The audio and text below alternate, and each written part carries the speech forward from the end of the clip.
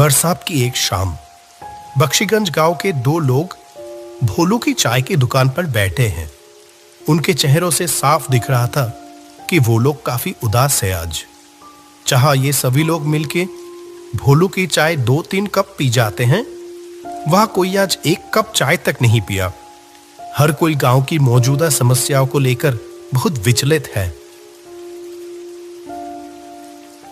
इसी बीच गांव की वर्तमान हेडमास्टर कैलाश उपाध्याय भोलू की चाय की दुकान पर आ पहुंचे।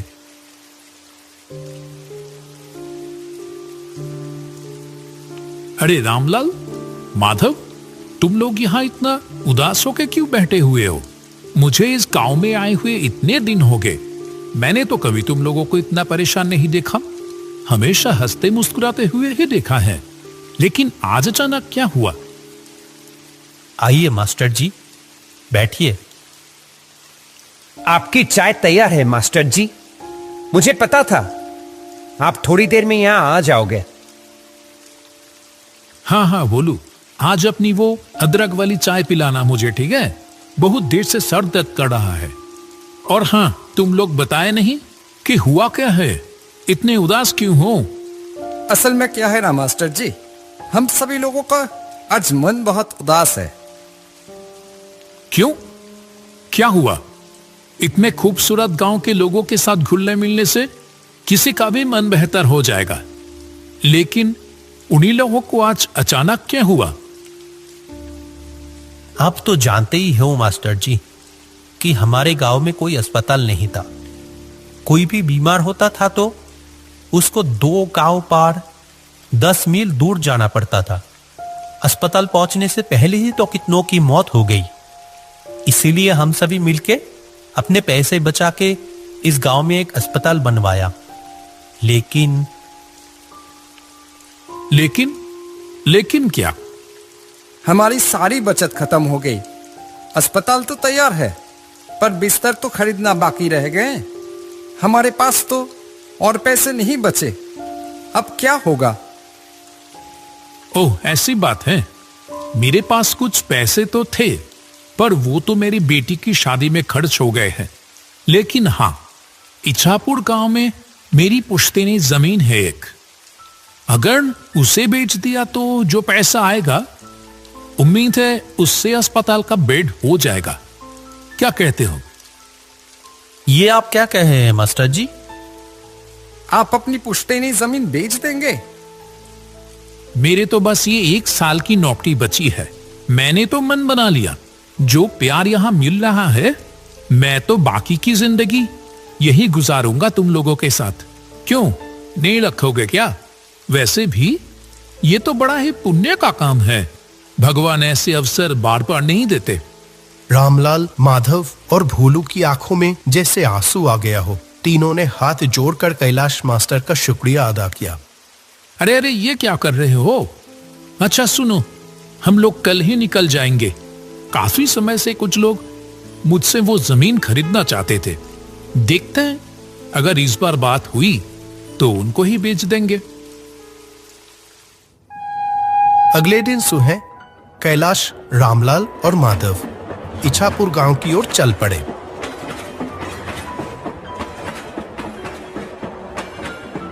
जब वह ट्रेन में थे, बाहर बहुत जोर से बारिश हो रही थी। आसमान काले बादलों से ढका हुआ था और हवा भी बहुत तेज चल रही थी। ये बारिश तो रुकने की नाम ही नहीं ले रही है। मैं भी तो वही सोच रहा हूं, इतनी बारिश में जाएंगे कैसे? वहां एक नदी भी तो पार करनी होगी। आपका गांव क्या स्टेशन से बहुत दूर है? स्टेशन में उतर के पहले हम लोगों को नदी के किनारे पहुंचना होगा, फिर वहां से नाव लेके नदी पार करके जाना होगा मेरा गांव। ऐसे ही बात करते करते समय बीतता चला गया। आखिरकार जब तीनों स्टेशन पर पहुंचे, वो शाम हो चुकी थी। सुनसान स्टेशन पर बस वो तीनों आके ही उतरे। अभी तो बारिश थोड़ी रुकी है, चलो देखते हैं जल्दी से नाव घाट पर पहुंच पाते ही या नहीं। वो तीनों स्टेशन से बाहर आ गए। आसपास कोई भी नजर नहीं आ रहा था। बारिश के कारण रात का अंधेरा अन्य दिनों के मुकाबले कुछ ज्यादा ही था। घने काले अंधेरे ने चारों ओर जैसे एक जादुई माहौल बना दिया था। वह स्टेशन के पास एक बरगद के पेड़ के नीचे आके रुके। यही पर रिक्शा मिलता था। आज तो एक भी रिक्शा नहीं दिखाई दे रहा। इतनी बारिश की मौसम में क्या ही मिलेगा। किसी ने तो उम्मीद भी नहीं की होगी कि इतनी बरसात की रात में भी कोई आखिरी ट्रेन से यहां आ भी सकता है। अब क्या किया जाए? चलो पैदल ही चलते हैं। मुझे तो कोई और रास्ता दिखाई ही नहीं दे रहा। मौसम भी तो कुछ ठीक नहीं लग रहा है। अगर फिर से बारिश आ गई तो? वो तीनों अंधेरे में ही आगे बढ़ने लगे। कुछ देर चलने के बाद दूर से एक वैन आने की आवाज आई। लगता है कोई वैन रिक्शा आ रहा है इधर ही। रुको रुको। कुछ ही देर में दूर से कच्चे रास्तों में एक वैन आती हुई दिखाई दी। कैलाश ने उस चालक को देखते ही पहचान गया। कहा, अरे रतन भैया, आपसे मिले हुए कितने महीने हो गए। वो आदमी कैलाश को थोड़ी देर देखा, फिर कहा, अरे कैलाश, कैसे हो? अपने घर जा रहे हो क्या? जी रतन भैया, मैं तो ठीक हूं। ये दोनों हैं रामलाल और माधव। मैं जिस गांव में अभी मास्टर हूं, ये दोनों उस गांव से ही है। हम सब तो अभी मेरे घर जा रहे थे। रतन भैया, आप हमें नदी के किनारे ले चलोगे क्या? तो आज रात की आखिरी नाव मिल जाती। रतन ने कहा, इस बरसात की रात में नाव मिलेगी? अच्छा चलो देखते हैं, बैठो। चलो रामलाल, चलो उठो। ये आखिरी मौका है। अगर ये निकल गया तो सारी रात यहीं रुक के बारिश में भीगना पड़ेगा। चलो चलो। सभी लोग वैन पे जाके बैठ गए।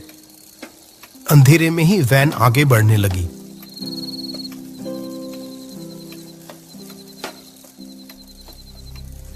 कुछ देर बाद कैलाश ने रतन से पूछा,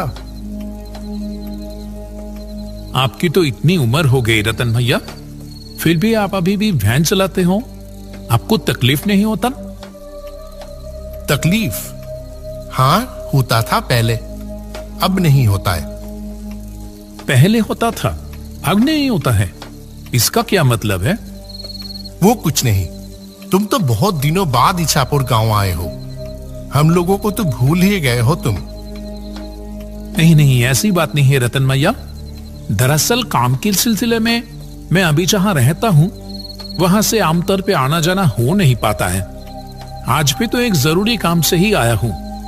गांव में मेरे बाप दादा की जो जमीन है ना, उसे ही बेचने आया हूं। बेच दोगे? क्यों, क्या हो गया? कोई मुसीबत? हाँ, मुसीबत तो है।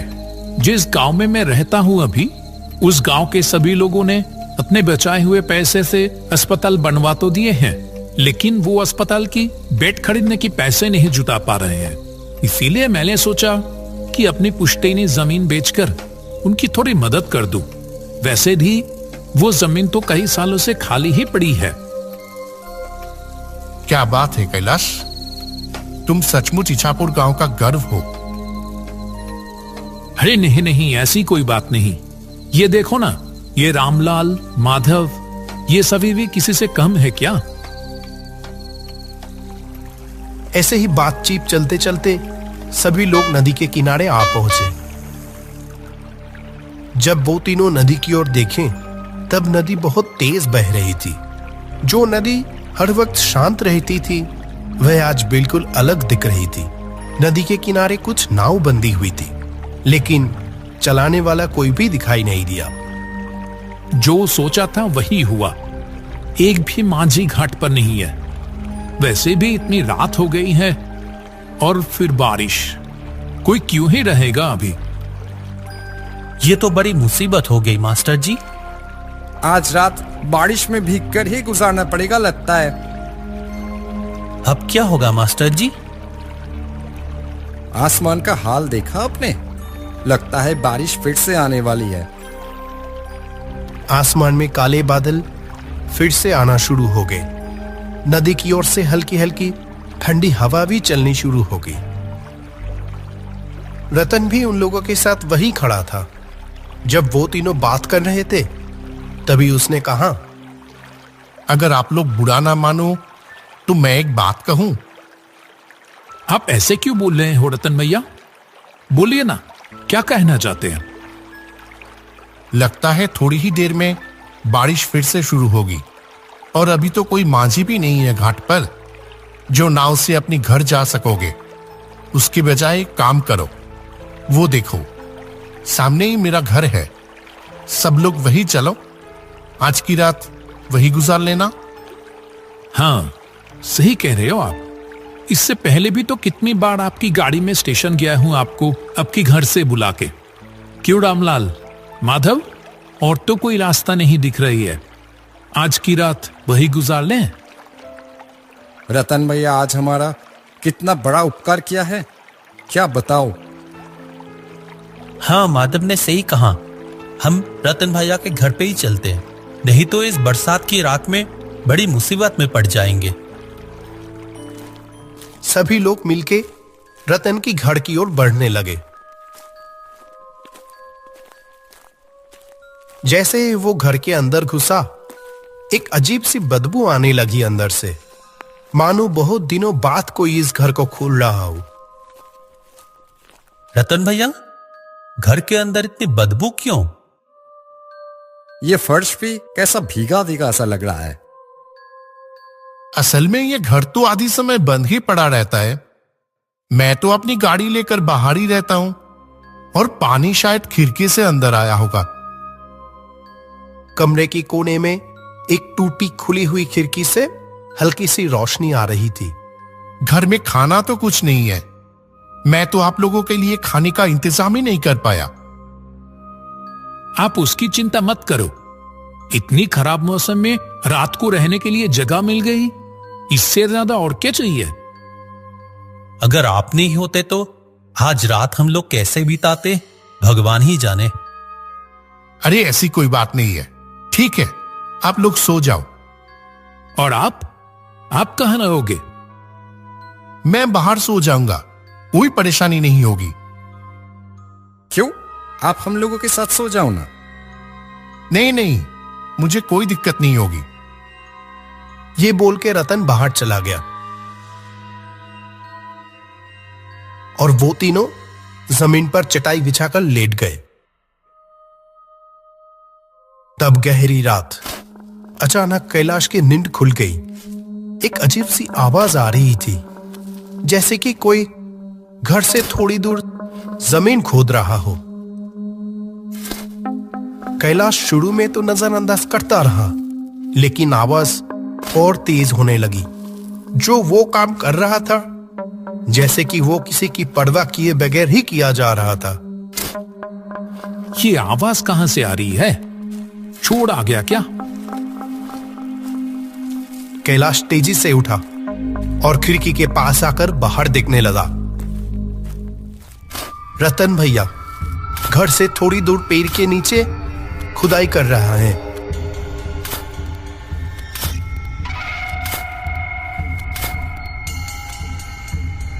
माधव, रामलाल, उठो, जल्दी उठो। मुझे यहां कुछ ठीक नहीं लग रहा है। रामलाल और माधव दोनों नींद से जाग गए। कैलाश ने दोनों को खिड़की के पास बुलाया। अरे, रतन भैया कहां गया? अभी तो यहीं पर थे।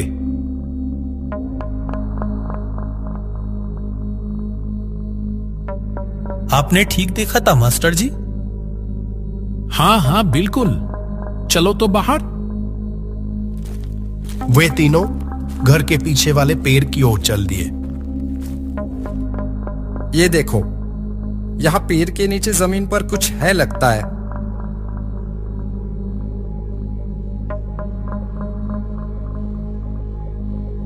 मैंने रतन भैया को यही देखा था, लगता है मानो जैसे कि वो चाह रहे थे कि मैं नींद से उठकर ये देखूं। देख तो रामलाल, क्या है वहां?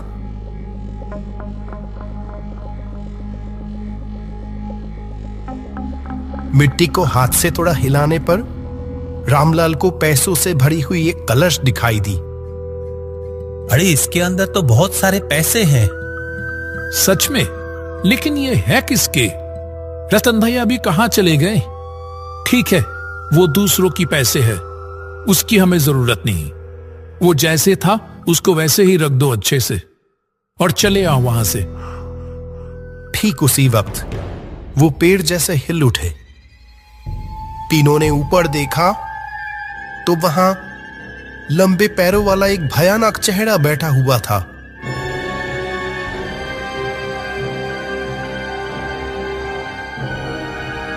डरो मत कैलाश, मैं रतन हूं। मैं यही देखना चाहता था कि क्या तुम समय के साथ लालची तो नहीं हो गए हो। तुम सच में गांव का गढ़ हो कैलाश। तुम चाहते तो ये पैसे आसानी से ले सकते थे, और मैं अकेला बूढ़ा आदमी तुम तीनों के सामने तो टिक भी नहीं पाता।